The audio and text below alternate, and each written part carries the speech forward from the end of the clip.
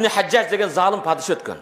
Хаджаж ибн Юсуф ас-Сақафи bir күн 3 тұтқынды көтеріп келеді. Тұтқынға bir аялдың күйеусі, баласы, bir туған ағасы тұтқынға түшкен. Үшеуісіне тең өлім өкімі шығады. Хаджаж ботодой боздоп илап жатқан аялды көреді да, бұл кім десе, бірі күйеуім болады, бірөөсі балам болады, бірөөсі bir туған ағам болады дейді. Bir туғаным болады, ағасы же енісі. Мұндай ботодой боздоп иладың, бірөөсін тандағын дейді, екеуісін өлтірем, бірөөсі қалады дейді. Қыз қарап тұрып бұндай дейді. Урматтуу мұсылман, bir туған Ал-ибн Маулуд, бала төрелет дейді. Уаз-заужу маужуд, күйеу қайра табылады.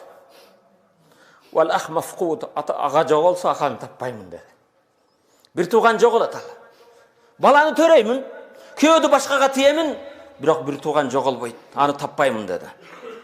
Хаджаж данышман аялдың үйіні қарап, мұндай жақсы сөзді айтқаннан кейін, данышманды ұлыңа дейді, үшеуін тең бошаттым дейді, алып кет дейді. Урматтуу мұсылман, bir туған жоқ дегенде, егер ежең менен bir байланышың жоқ дегенде, bir жатыннан төрелбедің бі? Bir батчаданнан, bir маткадан төрелдің ғой, bir емчекті емдің, bir үйде чоң ойдың, bir идиштен тамақ жедің, bir қазандан оқат жеп келдің, bir ата-ененің тарбиясын көрдің. Эмне үшін бүгін ежеңе мұндай орой мамиле қыласың, же қарындашыңа жақсы мамиле қылбайсың? Ал келген кезде сенің дүниеңді алып кетеді. Рызқыңды алып қойуы. Айрықша урматтуу мұсылман, bir туған ата өлгеннен кейін атаның ордына еркек болады. Ағасы, инisi, ежең қарындашың қалса, ежелер зайыф, атаның мейіріне, еркектің bir жөлөктігіне мұқтаж болады. Жақсы сөзіңі, ал кезде жақшылық қылғын. Урматтуу мұсылман, bir туған Жабир ибн Абдулла саға үлгі болсын.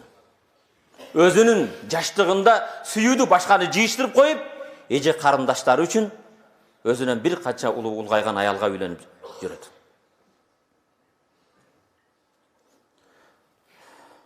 Ғира қызғанат кейді, аялың менен қарындашың жейжең bir емеге таразы салып қойсын. Аділетті болғын, данышман болғын. Күйеуің өзіңдің өмір жолдашыңа зұлым қылып қой болғын, қарындашыңды деп, же қарындашыңға зұлым қылып қой болғын, бұл менің өмір жолдашым деп. Аділетті, ақылман, данышман болғын.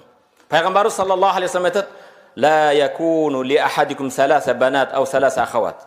Сілердің біреуіңде 3 еже қарындашың болса, же 3 қызың болса, баяғы хадиске қосылып атады.